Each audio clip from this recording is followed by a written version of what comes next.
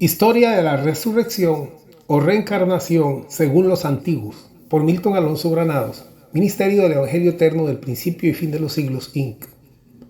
¿Por qué es importante hablar de la reencarnación? Anterior al apóstol Pablo, lo que se conocía en el judaísmo como resurrección era la reencarnación. El nuevo cuerpo determinaría si la persona resucitaba para vida eterna en un reino terrenal o resucitaba para vivir en perdición o condenación. San Juan 5:28 nos dice: no os maravilléis de esto, porque vendrá hora cuando todos los que están en los sepulcros oirán su voz. Y los que hicieron lo bueno saldrán a resurrección de vida, mas los que hicieron lo malo a resurrección de condenación. Una vez concluyamos con este estudio, debería de quedar claramente establecido su fundamento histórico a través de todos los tiempos y sobre todo el fundamento bíblico en conformidad con el conocimiento de los grandes maestros judíos. Puede decirse que ya en la antigüedad la doctrina de la reencarnación se conocía en todo el mundo. Los más diversos pueblos la tomaban en consideración, aunque de formas distintas. La creencia del viaje que lleva a cabo el alma de un cuerpo a otro no solo ha sido objeto de creencia, sino también de interés y hasta de asombro. Ya desde tiempos muy antiguos, dentro del animismo o culturas más primitivas, se creía que existe un espíritu para cada persona, animal y cosa. También ellos consideraban que en ciertos animales estaba presente el alma o soplo vital de algunos de sus antepasados. Los egipcios creían en la metempsicosis o transmigración de las almas de un cuerpo a otro. No obstante, solo los iniciados, es decir, aquellos que eran merecedores desde el punto de vista moral y cultural de conocer la verdad espiritual, podían acceder a los profundos secretos de las leyes supremas que regulan dicha transmigración. Según los egipcios, la verdadera esencia eterna que llena el universo, vegetales, animales y seres humanos, se llama Ba o alma. Cuando el ser humano muere, la vida no termina, sino que se retira al Ba, alma o lugar del alma. En Egipto se consideraba que la reencarnación normal se producía incluso después de muchos cientos de años. Según ellos, la mayoría de las almas que no habían cometido en vida actos graves no necesitaban volver inmediatamente a la tierra para arreglar sus cuentas pendientes. Hermes Trismegisto, conocido también como el sabio egipcio, habla de traslados de alma por los cielos con la consiguiente caída o recaída final en la tierra. ¿Sí? Lo que este hombre decía es que el alma era trasladada hasta el cielo y que el alma volvía y regresaba a la tierra según hubiese sido determinado, en este caso por la eternidad, por Dios, por su ley, por su grandeza, hasta que el alma pueda alcanzar el propósito final. Al igual que los egipcios, también Hermes creía que solamente aquellos iniciados podían conocer el verdadero significado de estas palabras. Y por otra parte, el conocimiento que se les suministraba debía de ser gradual y altamente seleccionado. O sea, que tanto los egipcios como los maestros griegos y los maestros judíos seleccionaban a sus discípulos de tal manera que ellos no compartían todos aquellos secretos o aquel conocimiento con cualquier persona, sino solamente con aquellos que ellos miraban que realmente tenía una capacidad para poder abrazar y entender aquellos misterios. Aquellos que entraran en posesión de la verdad suprema podrían alcanzar el beneficio de liberarse del cuerpo carnal y de los cielos de los ciclos de las encarnaciones con mayor facilidad que la gran masa de las personas. O sea, que con este conocimiento se le da a la persona la llave para poder entender cuál es el propósito y cuál es el equilibrio de todas las cosas, de tal manera que el alma pueda evolucionar y pueda ser transformada, en este caso a Cristo, a través de la puerta de la salvación total y de la salvación eterna. De otra manera, Según ellos, el alma sencillamente al no cumplir el propósito seguía todavía en la rueda de la vida o rodando por la vida. Y en la gran mayoría de casos, en sufrimiento. ¿Por qué? Por no haber conocido o entendido todavía el propósito que hay detrás de la creación y de todas las cosas. Los egipcios y el libro de los muertos.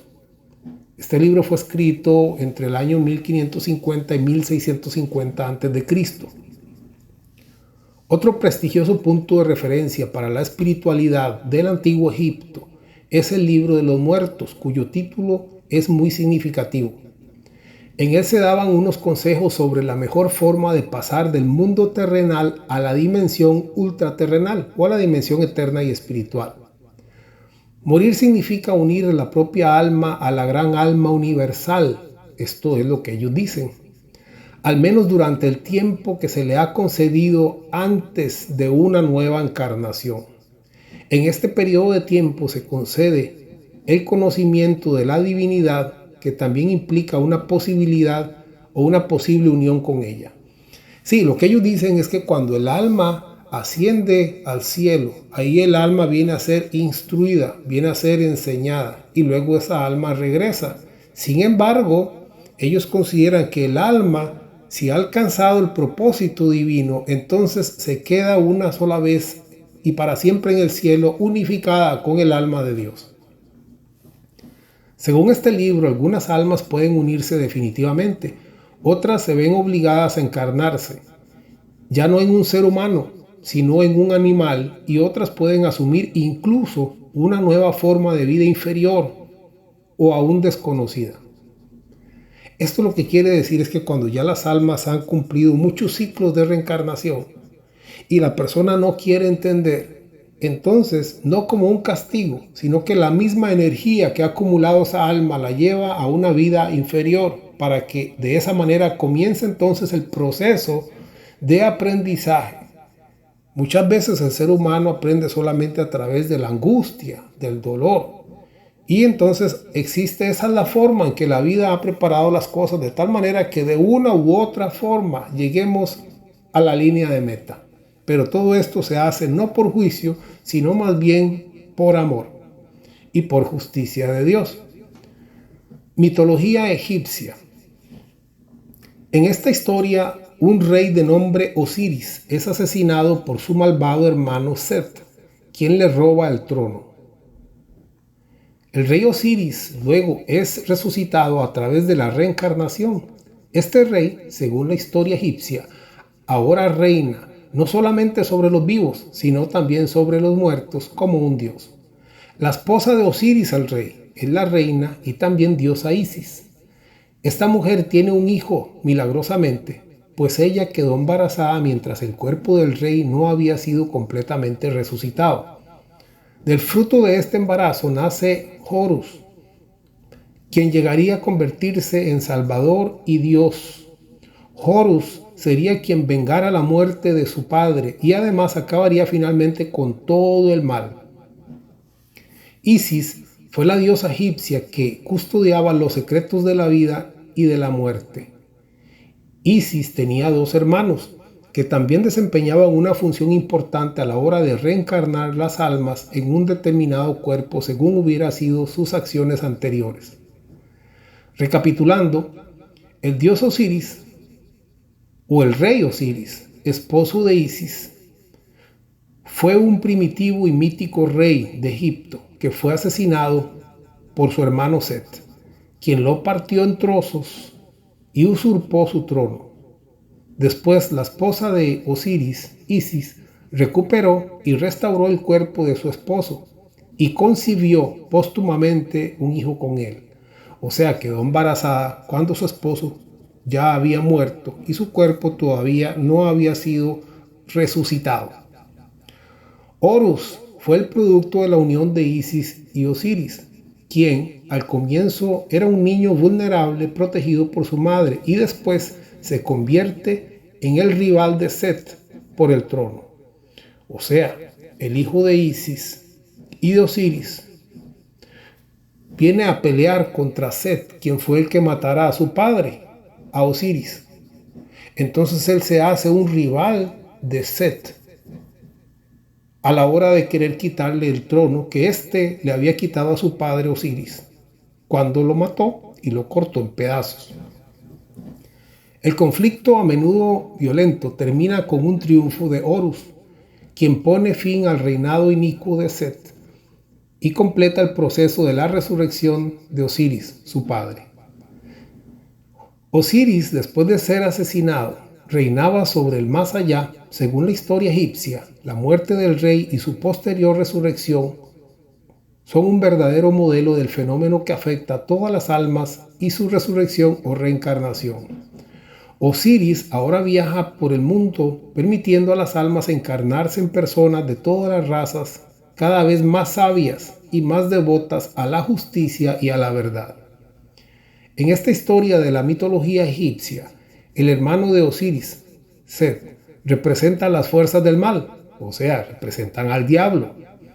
Fuerzas que obligan a todos los seres humanos a cometer acciones malvadas, sembrando así el desorden y la violencia. Osiris, por su parte, resucita y guía el camino de las encarnaciones hacia la salvación espiritual de cada uno de todos los seres. ¿Sí? Aquí Osiris viene como a representar al Padre, que es el que tenía todo el poder, pero que se sacrifica o es sacrificado y luego tiene un hijo, ¿verdad? Entonces, alguien inclusive dijo que el escritor de este libro, el libro de los muertos, fue una persona que profetizó acerca del cristianismo, porque muchos de sus símbolos y de sus historias se asemejan a lo que es hoy el cristianismo, a lo que es el Padre, a lo que es el Hijo, lo que es Cristo, la salvación, los pecados, el mal, el Satanás, el triunfo sobre el mal y todo esto. Bueno, sigo leyendo.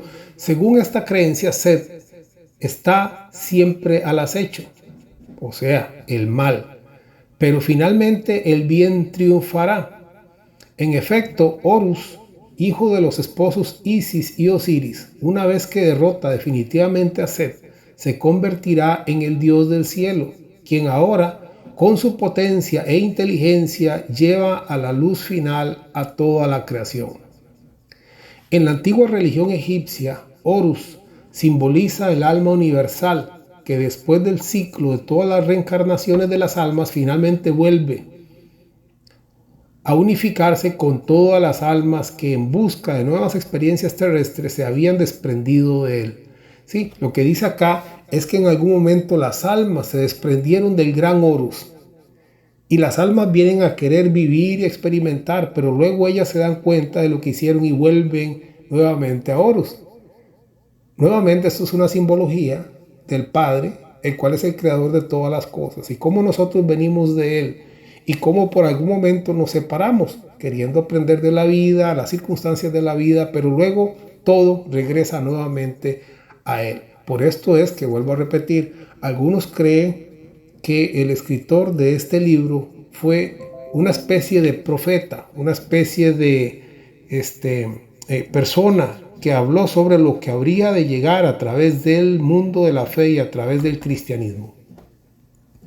Pero bueno, amados, vamos a pasar acá a la reencarnación en Europa, creencias y ritos de los celtas y la antigua Grecia. El concepto de la reencarnación, transferencia del alma o extensión de la vida después de la muerte ha sido un concepto ampliamente aceptado a través de los tiempos en las diferentes culturas. En Europa, los pueblos que se mostraron más interesados en la doctrina de la reencarnación fueron el celta y el helénico, antigua Grecia. Los celtas ocupaban Europa central y occidental antes del ascenso de la potencia romana. Además de una óptima organización civil y militar, los celtas contaban con una clase social muy particular, los druidas. Los druidas eran considerados sacerdotes dotados de extraordinarios conocimientos. Podían ser médicos, jueces o poetas, pero todos practicaban las artes vinculadas al ocultismo y la adivinación.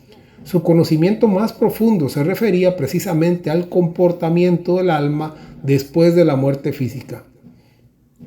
Los druidas, tal como sucedía en Egipto, solo confiaban sus secretos a personas debidamente iniciadas. Para ellos el alma del ser humano no solo es inmortal, sino que sobre la base de determinados privilegios es capaz de entrar en nuevos cuerpos sin detenerse demasiado tiempo en el más allá. Para los celtas, Taranis es el dios de la ultratumba, ¿sí? El dios de la muerte. Rige los plazos y las modalidades de la nueva creación o de la nueva encarnación. Para ellos, los parientes del difunto podían propiciar con ritos particulares que el próximo retorno a la siguiente vida sería una más feliz que la que acababa de terminar. O sea, que según ellos, se le enseñaba a la gente para que la gente pudiera hacer cierta clase de ritos para preparar el retorno del alma de aquel ser fallecido de tal manera que cuando regresara a la vida tuviera una vida mucho más feliz.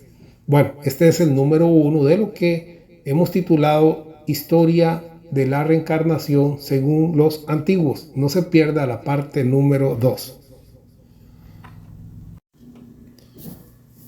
Historia de la resurrección.